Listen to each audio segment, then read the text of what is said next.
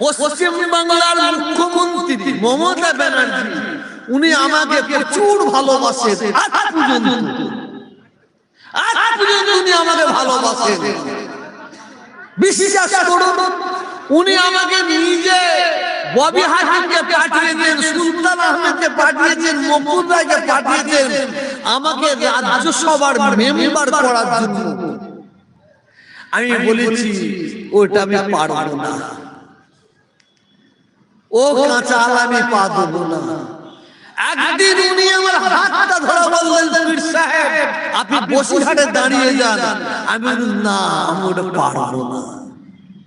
ভালো কাজ করবেন, আমি আপনার সাথ দিয়ে যাব। যদি ওই ক্যানিংয়ে এবং ভাঙড়ে শওকতকে প্রার্থী দেওয়া হয়, আমি ভাঙড় ক্যানিংয়ের মানুষের সঙ্গে কথা বলে দেখেছি, মানে 90% 90% মানুষ ওকে চায় না, ওকে ঘৃণা করে, ওকে ঘৃণা করে 90% মানুষ। সবাই ওকে একটাই জিনিস যেন অত্যাচারিত শওকত, অত্যাচারিত শওকত, তুলাবাজ। হ্যাঁ, আর মুসলমানদের ইয়েতে যদি ফেলা হয় তাহলে ও মুসলমানদের খাতা থেকে ওর নাম মুছে গেছে। আমি দালাল, আমাকে যদি দালাল তোরা বলিস তোদের পায়ে হাত দিয়ে চুমু খেয়ে দেবো, তোরা বল আমি আল্লাহর দালাল। গায়ে সে ঘর করবে, সেখানে গিয়ে জোর করে বলছে 1 লাখ টাকা দাও। পুরাতন ঘর প্লাস্টার করবে, সেখানে জোর করে বলছে 50,000 টাকা দাও। আমি তোহা সিদ্দিকী 2026-এ এদের বিরুদ্ধে আওয়াজ তুলব। আর আমি আপনাকে বলছি, বাংলায় এইবারে ভোট হবে, মমতা বিরোধী ভোট হবে না। দেখুন, যে কোনো প্রসেস চলতে চলতে একটা ডাইনামিক প্রসেসে কিছু না কিছু পরিমার্জন প্রয়োজন হয়, মডিফিকেশান, অল্টারেশন, পরিষ্কার করা, পরিচ্ছন্ন করা যে কোনো সিস্টেমের। এবং সেই উদ্দেশ্যে তিনি যদি সৎ পরামর্শ হিসেবে এটা দিয়ে থাকেন, তাহলে নিশ্চয়ই দল এবং সরকার, তৃণমূল দল এবং সরকার সেটা সেইভাবেই চিন্তা করবেন, দেখবেন। এখানে যত ভাই দাঁড়িয়ে আছেন, বসে আছেন, তোদের পায়ে হাত দিয়ে বলছি, আমার যা কিছু বলার আমার নিজের জন্য নয়। এখানে আমি যত ভাইকে দেখতে পাচ্ছি, খোদার কসম আল্লাহর সাক্ষী থেকে বলছি, আমি একটা তৃণমূলের লোককে দেখতে পাইনি, আমি একটা আইএসএফের লোককে দেখতে পাইনি, একটা সিপিএম এর লোককে দেখতে পাইনি, আমি একটা কংগ্রেসের লোককে দেখতে পাইনি। আমি যা দেখতে পাচ্ছি সব নবীর উম্মত, লা ইলাহা ইল্লাল্লাহ মুহাম্মাদুর রাসূলুল্লাহ। আমি কলমা পড়নেওয়ালা মুসলমান ভাইদের দেখতে পাচ্ছি। এটা বলা যাবে না, সুবহানাল্লাহ। মুসলমানকে কাফের বলা যাবে না, মুসলমানকে কাফের বলা যাবে না, কিন্তু কাফের মুসলমানকে কাফের বলা যাবে। কিছু বুঝতে পারলাম না, মাথা ঢুকেছে? এই লোকটাকে আমি কাফের বলতে পারবো না, এ হিকমত আমার নয়। এ মুসলমান, একে মুসলমান, একে কাফের বলা যাবে না। মনে রাখবেন, এ যখনই আল্লাহ ছাড়া দ্বিতীয় কারো পায়ে সেজদা দেবে, এ বেঈমান হয়ে যাবে, এ মুশরিক হয়ে যাবে, এ কাফের হয়ে যাবে। মাথা ঢুকছে না, ঢুকে না?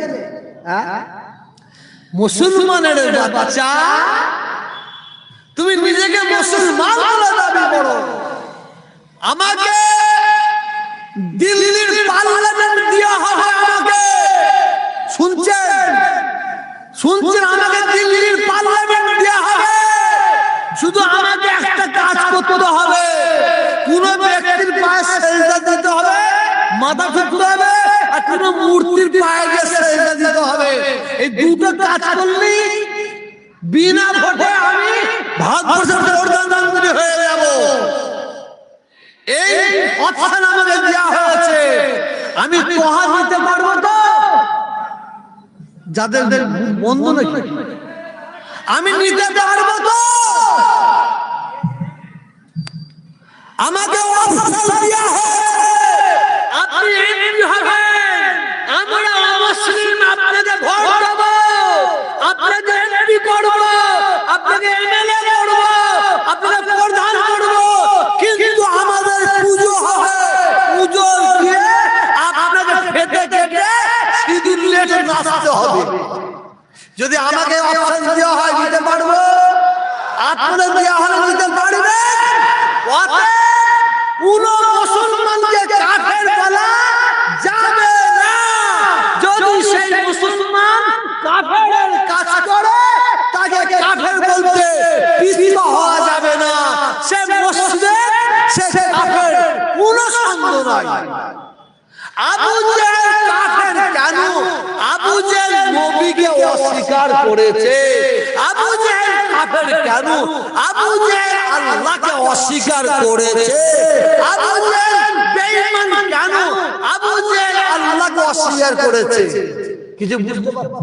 ভালো কাজ করবেন না, আমি আপনার বিরুদ্ধে বলে যাব। অনেকে বলছে আমার কি জানেন, পুরপুরান হুজুরা নাকি ভিখারি, হাত পাতে, হাত পাতে। হ্যাঁ ও ভাই, আমরা হাত পাতি, হাত পাতি বলো, হাত পাতি অত সহজ নাই। এমন ঘরে জন্ম নিচ্ছি, ঘুম থেকে তুলো আমাদের নজরা দিয়ে দেয়।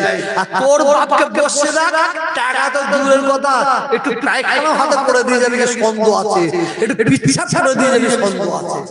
খবরদার, বাড়ো, বেড়ে যাও, কিন্তু বেশি বাড়তে যেও না, বেশি বাড়তে যেও না। আল্লাহর গজব হবে, আল্লাহর গজব হবে, আল্লাহর গজব হবে। আমি আপনাদের ভাঙড়ে ঠিক হৃৎপিণ্ড আর ক্যানিগেল হৃৎপিণ্ড আমি আসব, জনসভা করব। সে 1 মাস হতে পারে, 2 মাস হতে পারে। আপনারা পিছিয়ে পিছিয়ে যাবেন তো? যাবেন তো?